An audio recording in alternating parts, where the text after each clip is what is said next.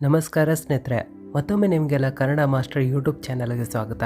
ಸ್ನೇಹಿತರೆ, ಒಂದು ವೇಳೆ ನೀವು ನಿಮ್ಮ ಲೈಫ್ನಲ್ಲಿ ಹೊಸದಾಗಿ ಏನಾದರೂ ಕಲಿಯಲು ಇಷ್ಟಪಟ್ಟಿದ್ರೆ ಚಾನಲ್ಗೆ ಖಂಡಿತ ಸಬ್ಸ್ಕ್ರೈಬ್ ಆಗಿ. ಸ್ನೇಹಿತರೆ, ನಮಗೆಲ್ಲ ಗೊತ್ತಿದೆ ದೀಪಾವಳಿ ಬರಲಿದೆ ಮತ್ತು ದೀಪಾವಳಿ ಬರುವ ಮುನ್ನ ನಾವೆಲ್ಲ ನಮ್ಮ ಮನೆಯ ಸ್ವಚ್ಛತೆಯನ್ನು ಮಾಡಿಕೊಳ್ತೇವೆ ಮತ್ತು ಮನೆಯನ್ನು ಸುಂದರವಾದ ಬಣ್ಣಗಳನ್ನು ಹಚ್ಚಿ ಸುಂದರವಾಗಿ ಕಾಣುವಂತೆ ಮಾಡ್ತೀವಿ. ಯಾಕಂದರೆ ತಾಯಿ ಲಕ್ಷ್ಮೀ ದೇವಿ ದೀಪಾವಳಿ ದಿನದಂದು ಮನೆಗೆ ಪ್ರವೇಶ ಜೊತೆಗೆ ನಮಗೆಲ್ಲ ಸುಖ, ಶಾಂತಿ, ನೆಮ್ಮದಿ, ಧನ ಧಾನ್ಯವನ್ನೆಲ್ಲ ನೀಡಲಿ ಅಂತ ನಾವು ಈ ರೀತಿ ಮಾಡ್ತೀವಿ. ಆದರೆ ಸ್ನೇಹಿತರೆ, ಯಾವಾಗ ನೀವು ದೀಪಾವಳಿ ಸಲುವಾಗಿ ಸ್ವಚ್ಛತೆಗಳನ್ನು ಮಾಡ್ತೀರೋ ಆಗ ಮನೆಯಲ್ಲಿ ಕೆಲವು ಇಂಥ ವಸ್ತುಗಳಿರುತ್ತವೆ. ಅವುಗಳನ್ನು ಮನೆಯಲ್ಲಿ ಇಡುವುದು ಅಶುಭವಾಗಿರುತ್ತೆ. ಈ ವಸ್ತುಗಳು ಮನೆಯಲ್ಲಿ ನಕಾರಾತ್ಮಕ ಶಕ್ತಿಯನ್ನು ಹರಡಿಸುತ್ತವೆ. ಈ ವಸ್ತುಗಳ ಕಾರಣದಿಂದ ಮನೆಯಲ್ಲಿ ದೇವಾನು ದೇವತೆಗಳ ವಾಸವು ಕೂಡ ಆಗುವುದಿಲ್ಲ. ನಂತರ ತಾಯಿ ಲಕ್ಷ್ಮೀ ದೇವಿ ಇಂಥ ಮನೆಯಿಂದ ಹೋಗಿಬಿಡ್ತಾರೆ. ನಂತರ ಇಂಥ ಮನೆಯಲ್ಲಿ ತಾಯಿ ಲಕ್ಷ್ಮೀ ದೇವಿಯ ಅಕ್ಕ ಆದ ಅಲಕ್ಷ್ಮಿ ವಾಸಿಸುತ್ತಾಳೆ.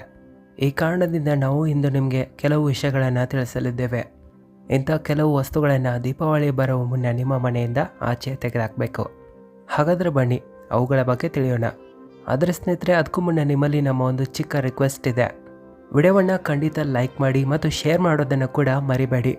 ಇಲ್ಲಿಯ ತನಕ ನೀವು ಚಾನಲ್ಗೆ ಸಬ್ಸ್ಕ್ರೈಬ್ ಆಗಿಲ್ಲ ಅಂದರೆ ವಿಡಿಯೋ ಕೆಳಗಡೆ ಇರುವ ಕೆಂಪು ಬಟನ್ ಒತ್ತಿ, ಹಾಗೆ ಪಕ್ಕದಲ್ಲಿರುವ ಬೆಲ್ ಕೂಡ ಒತ್ತಿ ಆಲ್ ಅಂತ ಕ್ಲಿಕ್ ಮಾಡಿ. ಇದರಿಂದ ದಿನವೂ ಇಂಥ ಹೊಸ ವಿಡಿಯೋಗಳನ್ನ ನೀವು ಎಲ್ಲರಿಗಿಂತ ಮೊದಲು ನೋಡ್ಬೋದು. ಸ್ನೇಹಿತರೆ, ನಂಬರ್ 1, ಒಡೆದು ಹೋದ ಪಾತ್ರೆಗಳು. ಸ್ನೇಹಿತರೆ, ಒಂದು ವೇಳೆ ನಿಮ್ಮ ಮನೆಯಲ್ಲಿ ಒಡೆದು ಹೋದ ಪಾತ್ರೆಗಳಿದ್ದರೆ ಮತ್ತು ನೀವು ಅವುಗಳನ್ನು ದಿನವೂ ಪ್ರಯೋಗ ಮಾಡ್ತಾ ಇದ್ದರೆ, ಈ ರೀತಿ ಮಾಡಿ ನೀವು ನಿಮ್ಮ ಮನೆಯಲ್ಲಿ ವಾಸ್ತುದೋಷವನ್ನು ನಿರ್ಮಿಸುತ್ತಿರುತ್ತೀರಾ. ವಾಸ್ತುಶಾಸ್ತ್ರದ ಪ್ರಕಾರ ಒಂದು ವೇಳೆ ಒಡೆದು ಹೋದ ಪಾತ್ರೆಗಳಲ್ಲಿ ಮನುಷ್ಯನು ಆಹಾರವನ್ನು ಸೇವಿಸ್ತಾ ಇದ್ದರೆ, ಒಂದು ವೇಳೆ ಒಡೆದು ಹೋದ ಪಾತ್ರೆಗಳನ್ನು ತನ್ನ ಮನೆಯಲ್ಲಿ ಕೂಡಾಕ್ತಾ ಇಟ್ಟಿದ್ರೆ, ಇದರಿಂದ ಮನೆಯಲ್ಲಿ ಧನಧಾನ್ಯದ ಹಾನಿ ಉಂಟಾಗುತ್ತದೆ. ಈ ಕಾರಣದಿಂದ ನೀವು ದೀಪಾವಳಿಯ ಮುನ್ನ ಈ ಒಡೆದು ಹೋದ ಪಾತ್ರೆಗಳನ್ನು ಮನೆಯಿಂದ ತಕ್ಷಣವೇ ಎಸೆದಾಕಿ. ನಂಬರ್ 2, ಜೇಡರ ಬಲೆ. ಜೇಡರ ಬಲೆಗಳು ಎಲ್ಲಕ್ಕಿಂತ ಅಧಿಕವಾಗಿ ನಕಾರಾತ್ಮಕ ಶಕ್ತಿಯನ್ನು ಹರಡಿಸುತ್ತವೆ. ಶಾಸ್ತ್ರಗಳಲ್ಲಿ ಈ ರೀತಿ ಹೇಳಲಾಗಿದೆ, ಯಾವ ಸ್ಥಾನದಲ್ಲಿ ಜೇಡರ ಬಲೆ ಇರುತ್ತೋ ಆ ಸ್ಥಾನದಲ್ಲಿ ತಾಯಿ ಲಕ್ಷ್ಮೀ ದೇವಿಯ ವಾಸವಿರುವುದಿಲ್ಲ. ಈ ಕಾರಣದಿಂದ ದೀಪಾವಳಿ ಬರುವ ಮುನ್ನ ಜೇಡರ ಬಲೆಯನ್ನು ತೆಗೆದು ಬಿಸಾಕಿ. ನಂಬರ್ 3, ಒಡೆದು ಹೋದ ಕನ್ನಡಿಗಳು. ಒಂದು ವೇಳೆ ನಿಮ್ಮ ಮನೆಯಲ್ಲಿ ಇಂಥ ಕನ್ನಡಿಗಳಿದ್ದರೆ, ಅವು ಒಡೆದಿದ್ರೆ, ಅವುಗಳನ್ನು ನೀವು ಇಟ್ಕೊಂಡಿದ್ರೆ ಈ ತಪ್ಪನ್ನು ಎಂದಿಗೂ ಮಾಡಲೇಬೇಡಿ. ಒಡೆದು ಹೋದ ಕನ್ನಡಿಗಳು ಮನೆಯಲ್ಲಿ ಹೆಚ್ಚಿನ ನಕಾರಾತ್ಮಕ ಶಕ್ತಿಗಳನ್ನು ಹರಡಿಸುತ್ತವೆ. ಒಡೆದು ಹೋದ ಕನ್ನಡಿಗಳನ್ನು ಮನೆಯಲ್ಲಿಡುವುದರಿಂದ ಹಣದ ಖರ್ಚು ಹೆಚ್ಚಾಗುತ್ತದೆ. ಈ ಕಾರಣದಿಂದ ಒಂದು ವೇಳೆ ನಿಮ್ಮ ಮನೆಯಲ್ಲಿ ಒಡೆದೋದ ಕನ್ನಡಿಗಳೇನಾದರೂ ಇದ್ದರೆ ಅವುಗಳನ್ನು ತಕ್ಷಣವೇ ಬಿಸಾಕಿ. ನಂಬರ್ 4, ಒಡೆದು ಹೋದ ಫೋಟೋ ಫ್ರೇಮ್. ನಾವು ನಮ್ಮ ಮನೆಯಲ್ಲಿ ದೇವರ ಫೋಟೋ ಆಗಲಿ ಪೂರ್ವಜರ ಫೋಟೋಗಳನ್ನಾಗಲಿ ಇಟ್ಟಿರ್ತೀವಿ. ಒಂದು ವೇಳೆ ಅವುಗಳಲ್ಲಿ ಯಾವುದಾದ್ರೂ ಫ್ರೇಮ್ ಯಾವುದಾದ್ರೂ ಕಾರಣಕ್ಕಾಗಿ ಒಡೆದೋಗಿದ್ರೆ, ಮುರಿದಿದ್ರೆ, ಅವುಗಳನ್ನು ನಿಮ್ಮ ಮನೆಯಲ್ಲಿ ಇಡಲಿಕ್ಕೆ ಹೋಗಬೇಡಿ. ಯಾಕಂದರೆ ಈ ವಸ್ತುಗಳು ನಕಾರಾತ್ಮಕತೆಯನ್ನು ಹರಡಿಸುತ್ತವೆ. ಮನೆಯಲ್ಲಿ ಅಧಿಕವಾಗಿ ಒಡೆದೋದಂಥ ವಸ್ತುಗಳಿದ್ದರೆ ಅವು ಅಧಿಕವಾಗಿ ನಕಾರಾತ್ಮಕ ಶಕ್ತಿಯನ್ನು ಹೆಚ್ಚಿಸುತ್ತವೆ. ಇಂಥ ಸ್ಥಿತಿಯಲ್ಲಿ ಇಂಥ ಮನೆಯಲ್ಲಿ ತಾಯಿ ಲಕ್ಷ್ಮೀ ದೇವಿ ವಾಸವಾಗೋದಿಲ್ಲ. ನಂಬರ್ 5, ನಿಂತಿರುವ ಗಡಿಯಾರ.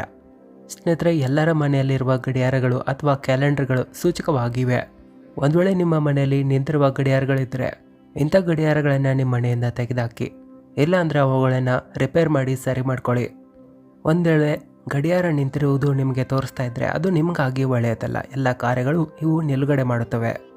ಈ ಕಾರಣದಿಂದ ಒಂದು ವೇಳೆ ನಿಮ್ಮ ಮನೆಯಲ್ಲಿ ಯಾವುದಾದ್ರೂ ಬಂದ್ ಆಗಿರುವ ಗಡಿಯಾರಗಳಿದ್ದರೆ ಅವುಗಳನ್ನ ತೆಗೆದಾಕಿ, ಇಲ್ಲ ರಿಪೇರ್ ಮಾಡಿಸಿ. ನಂಬರ್ 6, ತುಂಡಾದ ಮೂರ್ತಿಗಳು. ಮನೆಯನ್ನು ಸ್ವಚ್ಛಗೊಳಿಸುವ ವೇಳೆಯಲ್ಲಿ ಒಂದು ವೇಳೆ ನಿಮ್ಮ ಮನೆಯ ಮಂದಿರದಲ್ಲಿ ದೇವಾನು ದೇವತೆಗಳ ತುಂಡಾದ ಮೂರ್ತಿಗಳು ಬಿದ್ದಿದ್ದರೆ ಅವುಗಳನ್ನು ತಕ್ಷಣವೇ ಮನೆಯಿಂದ ಆಚೆ ಅವುಗಳನ್ನು ನೀವು ಯಾವುದಾದ್ರೂ ನದಿಯಲ್ಲಿ ಬಿಟ್ಟು ಬನ್ನಿ. ಯಾಕಂದರೆ ಮನೆಯಲ್ಲಿ ಒಡೆದು ಹೋದ ತುಂಡಾದ ದೇವಾನು ದೇವತೆಗಳ ಮೂರ್ತಿಗಳು ಇರುವುದು ತುಂಬಾ ಅಶುಭ ಅಂತ ತಿಳಿಯಲಾಗಿದೆ. ಇಂಥ ಮೂರ್ತಿಗಳನ್ನು ಪೂಜಿಸುವುದರಿಂದ ಅಮಂಗಲವೇ ಪ್ರಾಪ್ತಿಯಾಗುತ್ತದೆ. ನಂತರ ದೇವಾನು ದೇವತೆಗಳು ಸಿಟ್ಟಾಗ್ಬಿಡ್ತಾರೆ. ಇವುಗಳಲ್ಲಿ ತಾಯಿ ಲಕ್ಷ್ಮೀ ದೇವಿಯ ಮೂರ್ತಿ ತುಂಡಾಗಿದ್ದರೆ ಅದು ತುಂಬಾ ಅಶುಭ ಅಂತ ತಿಳಿಯಲಾಗಿದೆ. ನಂಬರ್ 7, ಹಾಳಾದ ಎಲೆಕ್ಟ್ರಾನಿಕ್ ವಸ್ತುಗಳು. ಸ್ನೇಹಿತರೆ, ನಮ್ಮೆಲ್ಲರ ಮನೆಯಲ್ಲಿ ಎಲೆಕ್ಟ್ರಾನಿಕ್ ವಸ್ತುಗಳು ಖರಾಬಾದರೆ ಇದರ ಅರ್ಥ ಶನಿದೇವರು ನಮ್ಮ ಮೇಲೆ ಸಿಟ್ಟಾಗಿದ್ದಾರೆ ಅಂತ. ಈ ಕಾರಣದಿಂದ ನಮ್ಮ ಮನೆಯ ಎಲೆಕ್ಟ್ರಾನಿಕ್ ವಸ್ತುಗಳು ಖರಾಬಾಗ್ತಾ ಇರುತ್ತವೆ. ಒಂದು ವೇಳೆ ನಿಮ್ಮ ಮನೆಯಲ್ಲಿ ಇಂಥ ಖರಾಬಾದ ಕೆಟ್ಟು ಹೋದ ವಸ್ತುಗಳಿದ್ದರೆ ಅವುಗಳನ್ನು ತಕ್ಷಣ ಮನೆಯಿಂದ ತೆಗೆದುಹಾಕಿ. ಹಾಳಾದ ಎಲೆಕ್ಟ್ರಾನಿಕ್ ವಸ್ತುಗಳು ತುಂಬಾ ಅಧಿಕವಾಗಿ ನಕಾರಾತ್ಮಕ ಶಕ್ತಿಯನ್ನು ಹರಡಿಸುತ್ತವೆ. ಈ ಕಾರಣದಿಂದ ಮನೆಯಲ್ಲಿ ವಾಸ್ತುದೋಷವು ನಿರ್ಮಾಣವಾಗುತ್ತದೆ. ಈ ಕಾರಣದಿಂದ ದೀಪಾವಳಿಯ ಮುನ್ನ ನಿಮ್ಮ ಮನೆಯಲ್ಲಿ ಏನಾದರೂ ಕೆಟ್ಟಿರುವಂಥ ಎಲೆಕ್ಟ್ರಾನಿಕ್ ವಸ್ತುಗಳಿದ್ರೆ ಅವುಗಳನ್ನು ತೆಗೆದುಹಾಕಿ. ನಂಬರ್ 8, ಮನೆಯ ಮಾಳಿಗೆಯನ್ನು ಚೆನ್ನಾಗಿ ಸ್ವಚ್ಛವಾಗಿರಿಸಿ. ಇಡೀ ಮನೆಯನ್ನು ಸ್ವಚ್ಛಗೊಳಿಸುವಾಗ ನಿಮ್ಮ ಮನೆಯ ಮಾಳಿಗೆಯನ್ನು ಕೂಡ ಚೆನ್ನಾಗಿ ಸ್ವಚ್ಛಗೊಳಿಸಿ. ಯಾಕಂದರೆ ತುಂಬ ಜನರ ಹವ್ಯಾಸ ಯಾವ ರೀತಿ ಇರುತ್ತಂದರೆ ತಮ್ಮ ಮನೆಯಲ್ಲಿರುವ ಕಸವನ್ನು ಮನೆಯ ಮೇಲೆ ಹಾಕಿ ಬಿಡ್ತಾರೆ. ಈ ರೀತಿ ಮಾಡುವುದು ಒಳ್ಳೆಯದಲ್ಲ. ಯಾಕಂದರೆ ಇಲ್ಲಿ ನಿಮ್ಮ ಮನೆಯ ಕಸ ನಿಮ್ಮ ಮನೆಯಲ್ಲೇ ಬಿದ್ದಿರತ್ತೆ. ಈ ಕಾರಣದಿಂದ ತಾಯಿ ಲಕ್ಷ್ಮೀದೇವಿ ನಿಮ್ಮ ಮನೆಗೆ ಪ್ರವೇಶ ಮಾಡೋದಿಲ್ಲ. ನಂಬರ್ 9, ಹಳೆಯ ಶೂಗಳು. ಒಂದು ವೇಳೆ ನಿಮ್ಮ ಮನೆಯಲ್ಲಿ ಹಳೆಯ ಶೂಗಳೇನಾದರೂ ಬಿದ್ದಿದ್ರೆ ಅವುಗಳನ್ನು ತೆಗೆದುಹಾಕುವುದು ಒಳ್ಳೆಯದು.